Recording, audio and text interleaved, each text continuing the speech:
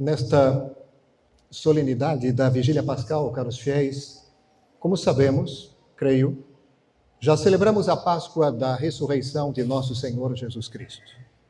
Quero lembrar aqui, já no início deste sermão, que a solene celebração da Páscoa é a festa triunfal da redenção, pois, pela ressurreição, Cristo completou e selou sua vitória sobre a morte e o pecado. A esse propósito, é importante lembrar que a ressurreição de nosso Senhor Jesus Cristo não é, de fato, como a sua morte na cruz, causa meritória da nossa salvação, mas sim a coroação vitoriosa da obra da redenção. Ele mereceu a nossa salvação derramando o seu sangue na cruz. A ressurreição vem coroar este processo de redenção. E é claro, não era possível que a morte o retivesse, como ele mesmo dissera. A ressurreição pertence, portanto, caros fiéis, ao conjunto da obra da redenção. E ela é, por essa razão, apresentada pelas Escrituras Sagradas como formando um todo com a morte de Cristo na cruz. Tendo dito isso, meditemos algo sobre a magnífica obra da salvação operada por nosso Senhor Jesus Cristo. É uma bela ocasião para fazê-lo. Temos, nas tantas leituras e lições que precederam o início desta missa, muitas referências do Antigo Testamento que falam de prefigurações desta obra magnífica. Não temos mais, nesta obra de redenção, Moisés, temos Jesus. Não temos a passagem pelo Mar Vermelho, a travessia do Mar Vermelho, mas passamos pelas águas do batismo para conhecer a santa liberdade dos filhos de Deus. E assim deixamos aquela condição de morte e de escravidão do pecado para a vida nova na graça de Deus. Nós temos, sim, belíssimas prefigurações que cedem, claro, lugar aos fatos concretos que dizem respeito à nossa salvação, à obra da redenção, em todos os seus aspectos, momentos e detalhes.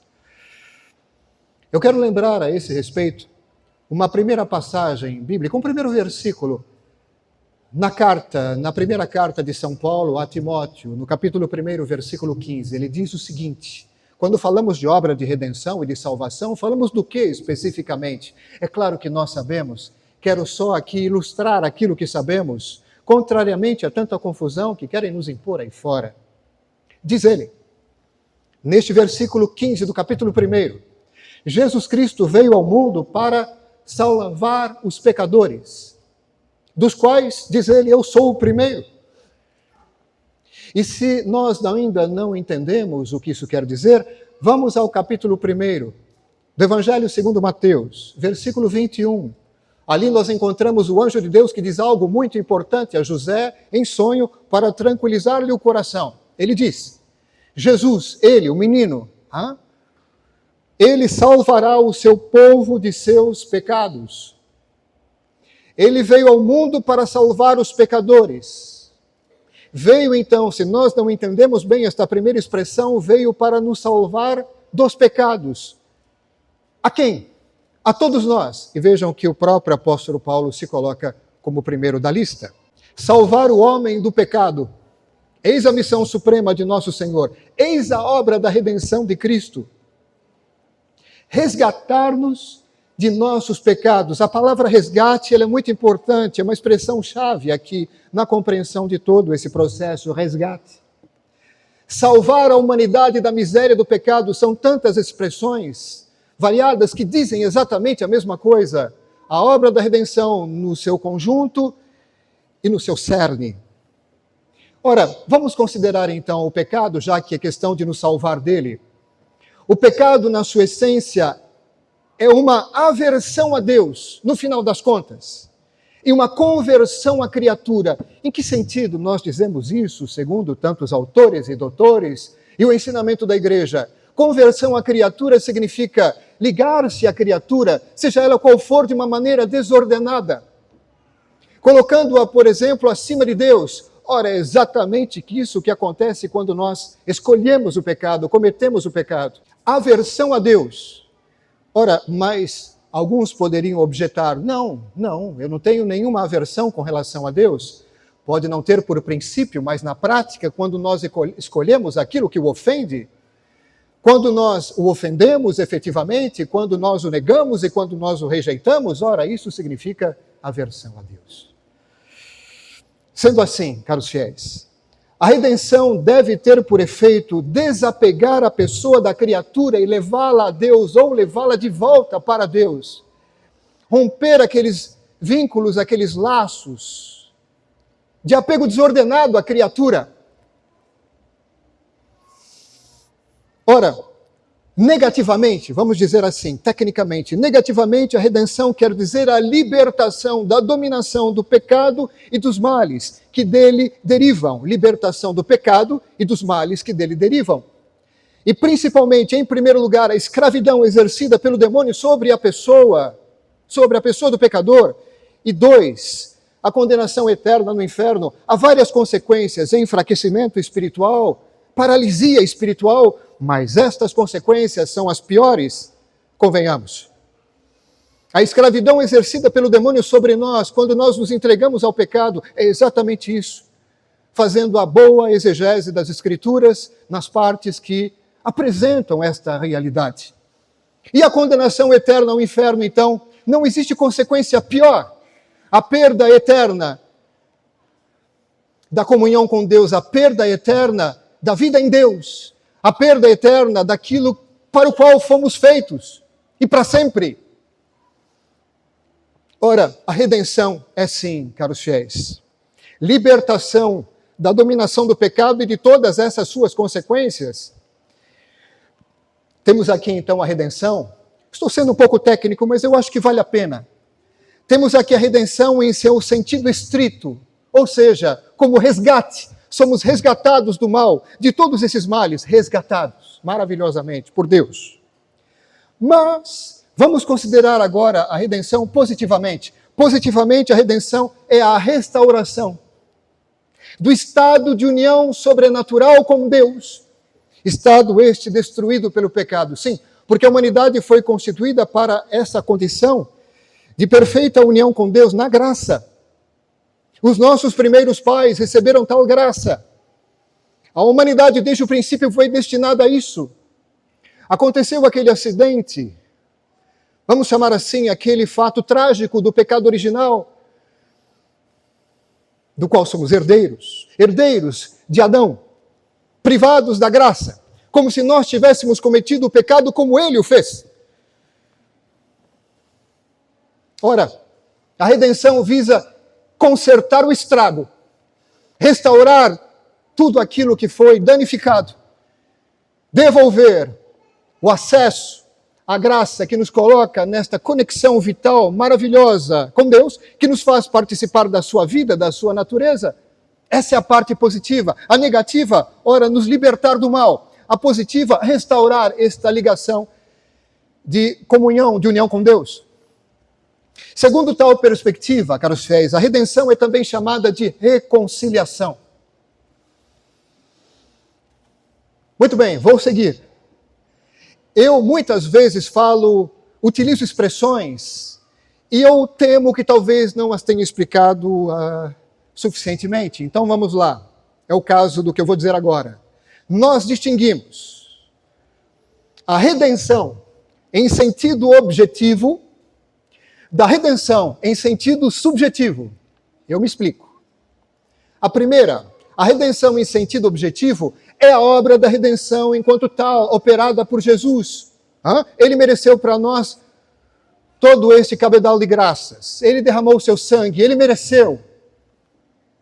Ele operou, e, digamos, ele opera ainda, através do ministério da igreja, essa obra de salvação até o final dos tempos.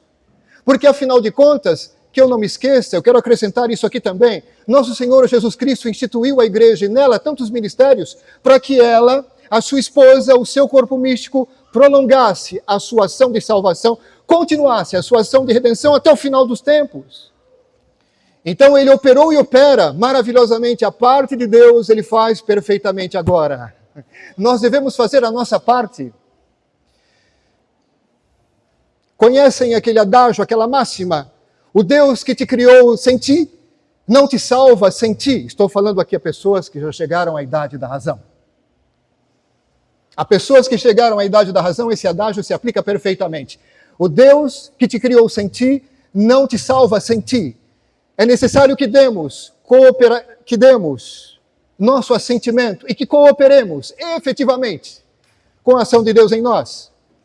Concretamente, isso significa vida de oração, isso significa vida sacramental, vida de penitência, fazer boas escolhas, rejeitar o mal em todo tempo. É todo um trabalho, é todo um esforço, é toda uma luta que dura toda uma vida. E que história é essa, por exemplo, de nós querermos já viver no repouso, no descanso, como se já tivéssemos chegado ao termo? Não.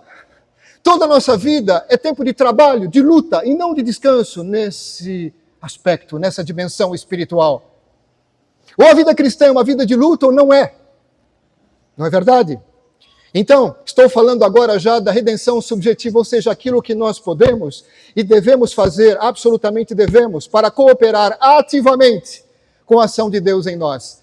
Já disse mais de uma vez aqui, a coisa acontece naquele encontro maravilhoso entre duas liberdades, a de Deus e a minha, entre duas iniciativas, a divina e a humana. Ele faz a obra e eu digo sim, mas não sim da boca para fora, aceito da boca para fora, não, com a vida, com as escolhas, concretamente. Então, a segunda,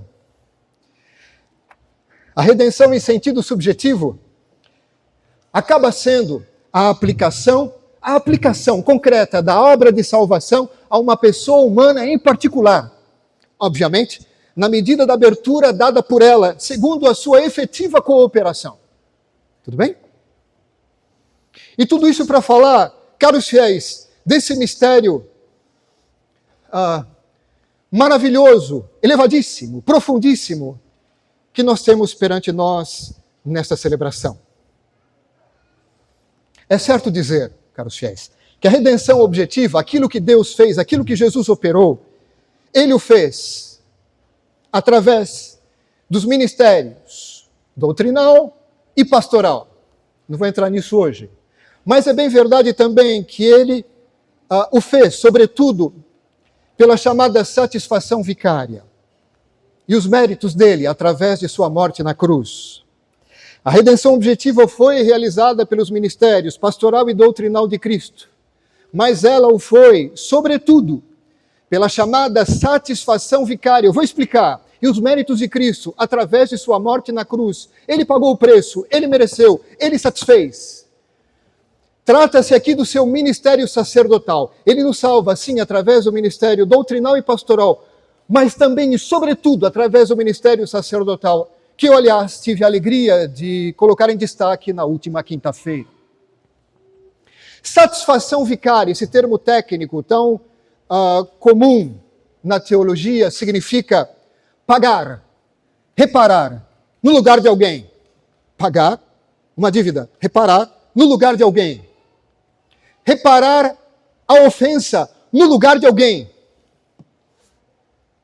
Pela satisfação oferecida por Cristo na cruz, a ofensa feita a Deus pelo pecado, porque trata-se disso, ofensa e ofensa gigante feita a Deus pelo pecado, foi reparada.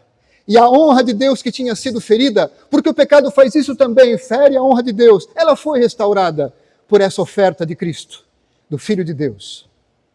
Pelos méritos de Cristo, os bens da salvação que deviam ser distribuídos na redenção subjetiva foram reconquistados. Porque ele fez a parte dele, ora, nós fazendo a nossa, acolhemos os frutos que, muito bem, ele conquistou. De fato, nós sabemos, é importante reafirmá-lo. Por sua morte na cruz, o Cristo nos resgatou e reconciliou com Deus. Nosso Senhor, por sua paixão e morte, mereceu uma recompensa, mereceu de Deus uma recompensa. Tive ocasião de falar sobre uma certa lógica divina por trás de tudo isso. Uma certa genialidade de amor permitam que eu relembre isso, embora já tenha falado em outras ocasiões, até vídeos que apresentam isso. O que é o pecado mesmo? Aversão a Deus, negação de Deus, transgressão do seu mandamento, ofensa a Deus. Tanto é verdade que é ofensa a Deus que sempre tem nas Escrituras, por exemplo, uma pessoa que caindo em si, entendendo o que aconteceu, entendendo o que fez, pede perdão a Deus. Ora, se em vista, perante o pecado, eu peço perdão a Deus, é sinal que eu ofendi e ofendi a Deus pelo pecado. É uma ofensa feita a Deus. Mais uma vez quero lembrar que a ofensa é a maior que há, porque a ofensa é sempre diretamente proporcional à grandeza ou à honra da pessoa ofendida e ninguém como Deus. Não há ofensa que chegue sequer aos pés dessa. De fato, esta ofensa acarreta uma dívida de grande valor, que só Deus pode pagar. Agora temos um problema. Quem tem que pagar não é Deus, porque não foi ele que pecou, Deus não peca. Quem pecou foi o ser humano, foi a humanidade e os indivíduos. Então quem tem que pagar somos nós. Nisto então reside a genialidade do amor de Deus. Na encarnação, quero dizer, na encarnação que é base, preparação para essa obra magnífica de redenção. Tudo está conectado aqui. Da redenção, a paixão, morte, ressurreição, ascensão, envio do Espírito Santo. Estamos falando aqui de uma grande e maravilhosa obra de redenção em favor de todos nós. E claro, efetivamente, concretamente, em favor daqueles que a acolhem. Pois bem, o Pai enviou seu Filho. Quem é o Filho? O Verbo eterno. Ele é Deus. Deus com o Pai e o Espírito Santo. Ele se fez carne, o Verbo se fez carne, habitou entre nós, se fez igual a nós em tudo menos do pecado, verdadeiro homem, 100% homem, não é coisa aparente.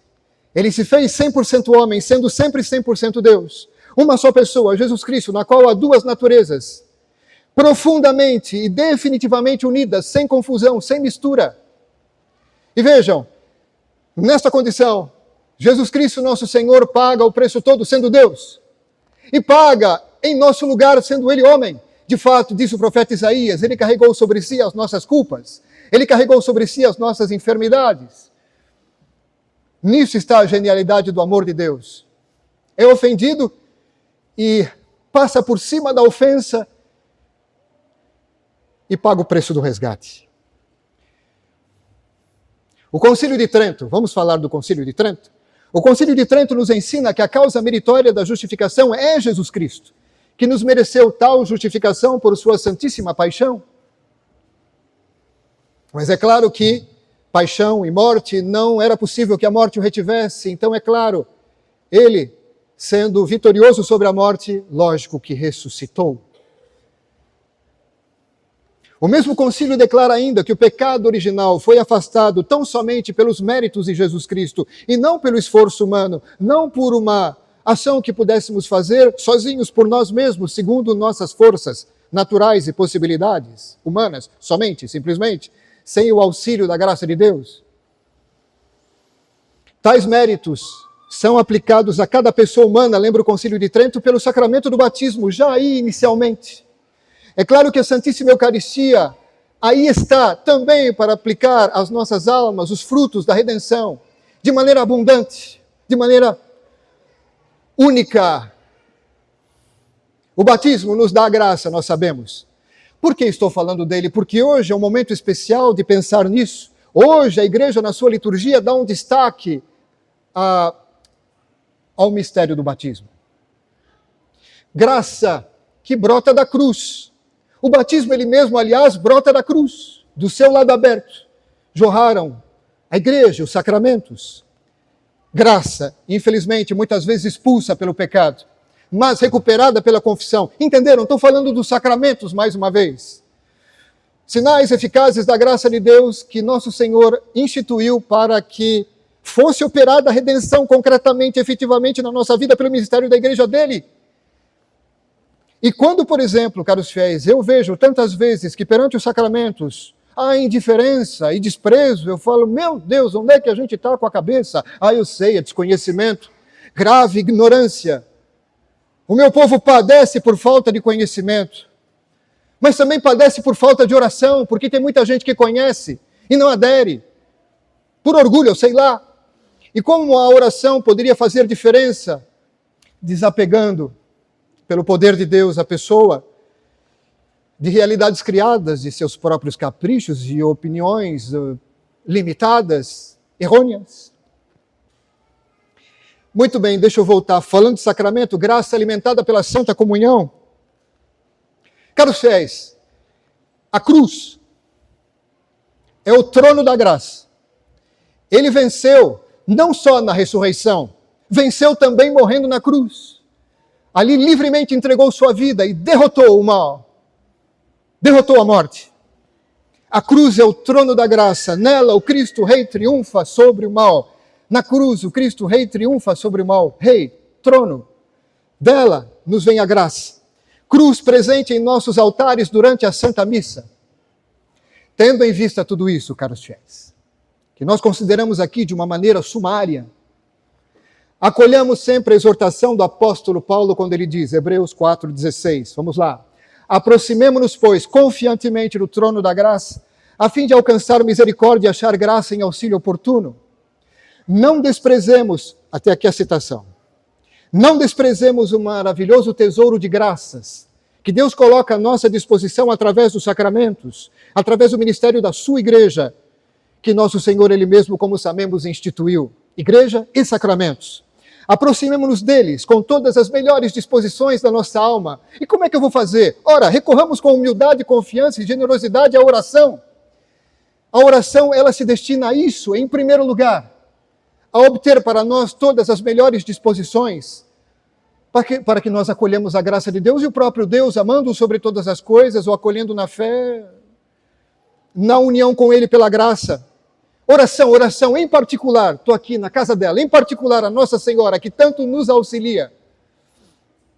E com a ajuda dela, busquemos, caros fiéis, tenazmente as coisas do alto.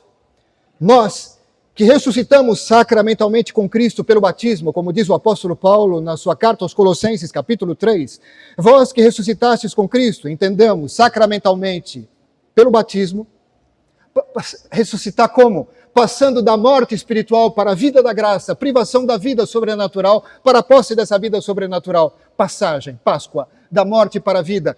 Nós que ressuscitamos com Cristo pelo batismo, busquemos agora o mais importante, as coisas do alto. Ah, vamos ser indiferentes com relação às coisas da terra? Não, é só uma questão de ordem. Em primeiro lugar, as coisas do alto. E tudo mais será ordenado em função de Deus. Quando nós colocamos Deus em primeiro lugar, e a sua sabedoria, em primeiro lugar, o seu reino, os seus mandamentos, a sua vontade, tudo mais na terra se ordena para o melhor, para o bem, na nossa vida, inclusive.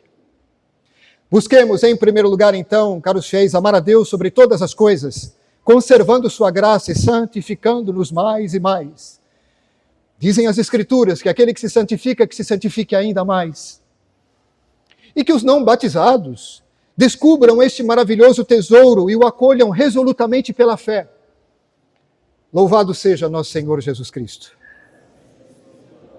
Em nome do Pai, do Filho e do Espírito Santo. Amém.